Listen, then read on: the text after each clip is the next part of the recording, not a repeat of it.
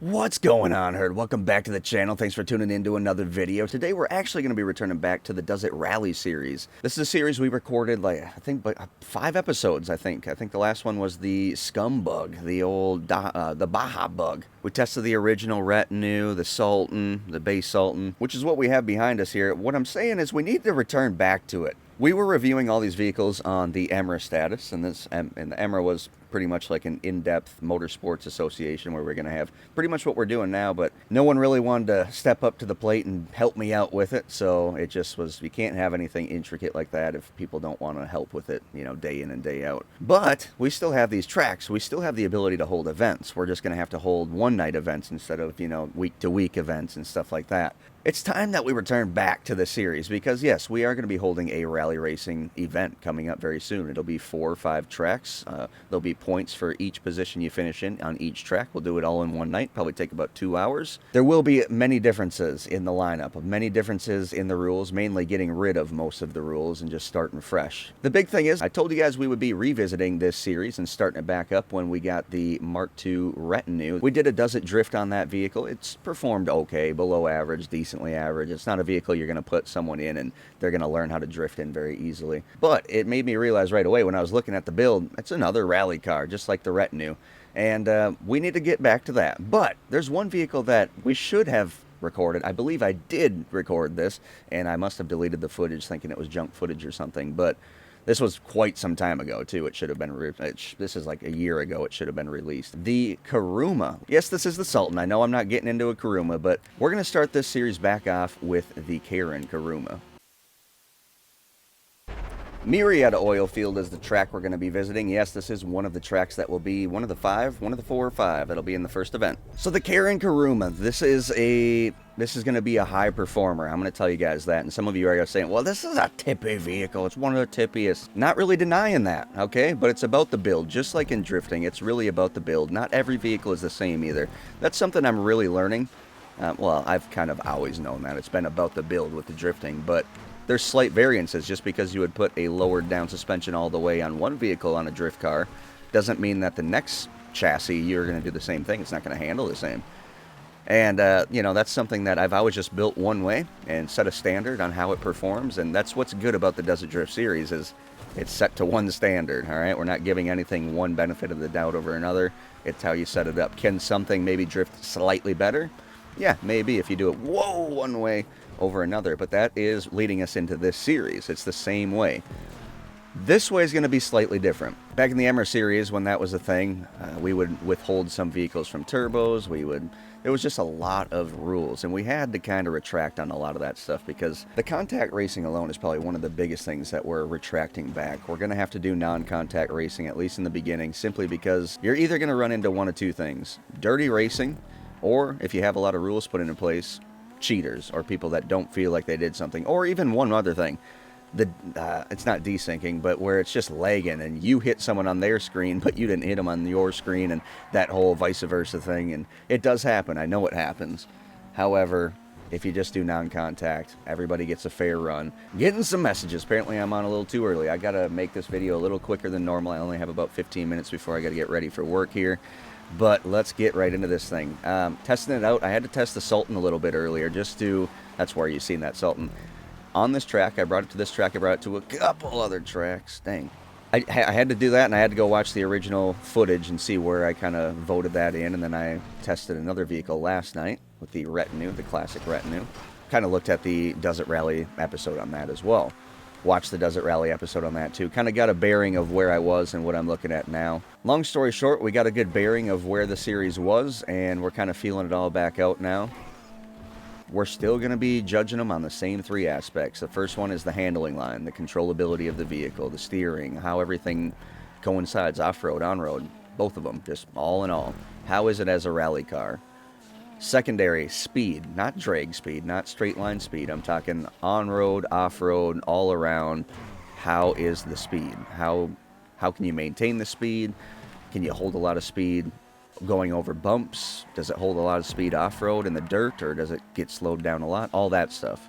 And then finally, we're going to look at cost, and we're going to see how cost lines up with those prior 2 grades. And we're going to give it a grade out of 30, just like the Does It Drift series. Just like we did earlier, And we're in the damn sign. Just like we did in the earlier bits of this series, same exact layout. So it should still be accurate, even though some of the Emmer statements are not so accurate. Let's go for the Joker lap. So let's get it started off right away since I'm limited time tonight. And yes, I did already get quite a bit of time messing around with this vehicle prior. This is a fun vehicle, and this is going to be a heavy hitter here, guys. I already know that. But let's dig into why. First off, the handling, the controllability. And the first thing that comes to some people's minds is, oh, it's a tippy vehicle. That car is one of the tippiest. You're not necessarily incorrect. It is a tippy vehicle. It's not one of the tippiest. Like, this is one of the toughest sections for it because it's kind of going uphill and downhill, and there's a lot of bumps, so you got to slow down a bit more.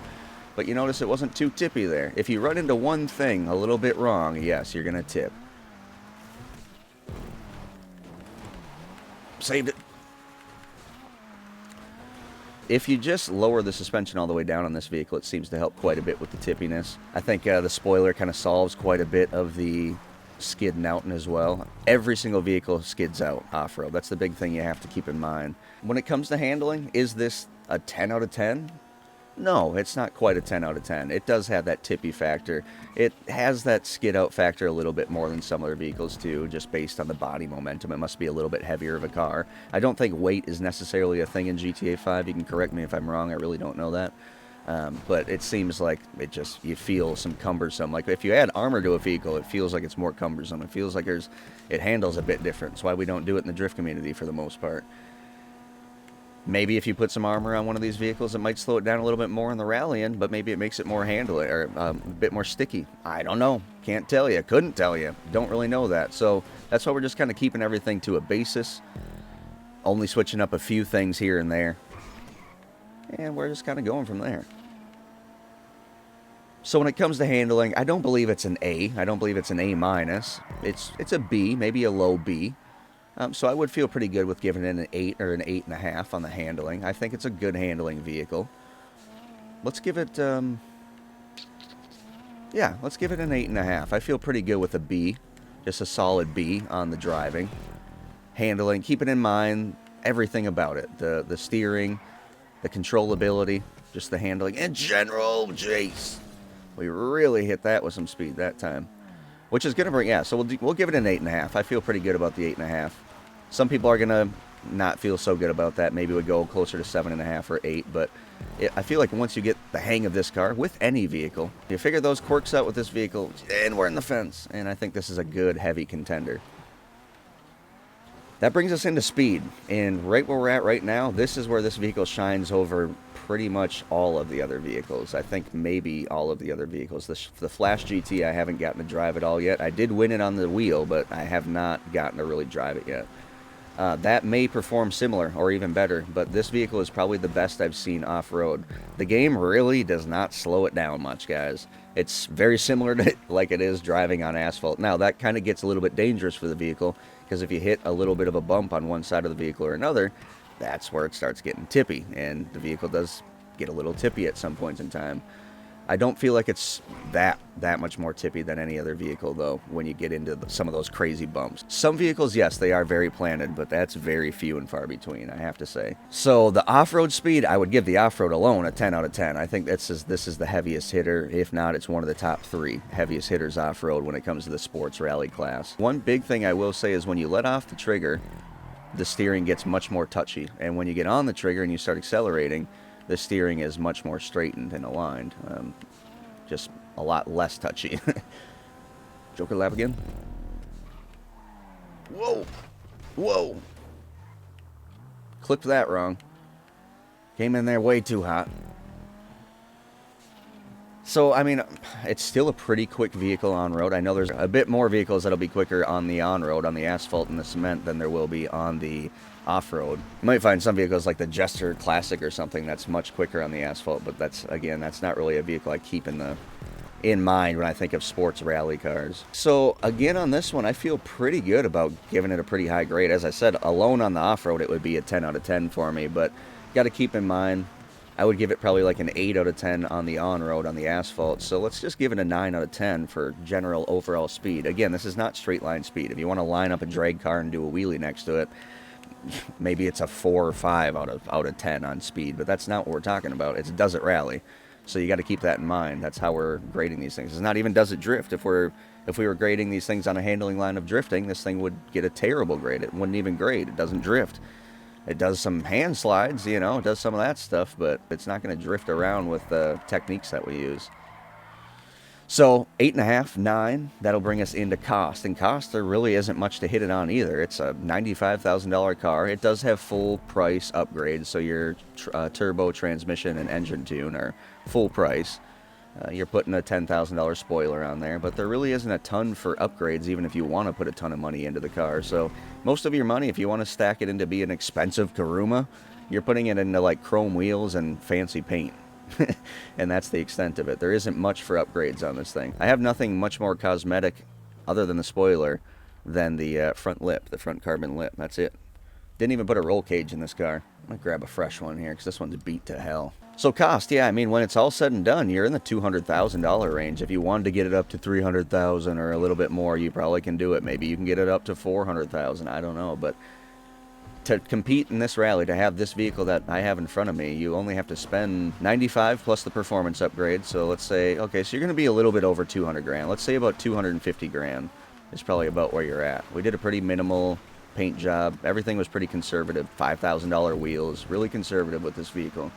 So 250 grand, and you're going to get one of the top contenders in the rally race. And if you learn how to really control the vehicle, I mean, I have to give it a high grade on this. Why would I not?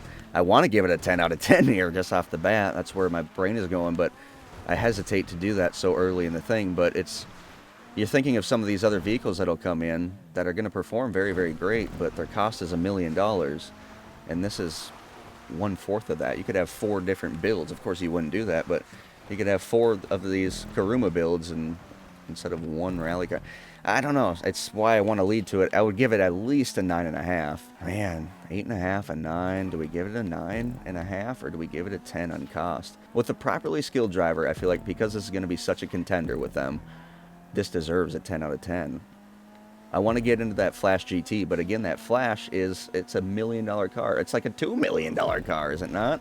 I want it on the damn wheel, so we'll have to look into that when we get to it. Next episode's going to be the Mark II Retinue. I got to get ready for work, guys, so let's add this thing up. 10 it's getting. I can't keep thinking about it because otherwise my brain's going to go stupid. It's an 8.5, a 9. That's bringing us to 17.5, and then it gets a 10. That's a 27.5. Woof.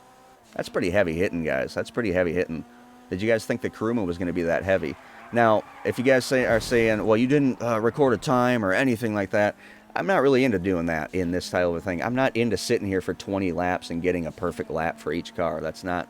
I would rather feel out everything, give you my opinion on the vehicle, and there's videos that support what I'm saying. I know there are that talk about this Kuruma being a top 2 or top 3 rally-based car, and that's when keeping in sports classics cars and everything. So yeah, I think the Flash GT is one of the only outperformers of this vehicle. There might be 1 or 2 others, but this is one of the only ones. So when it comes to a $250,000 car, yeah, 27.5 out of 30, a heavy hitter, guys.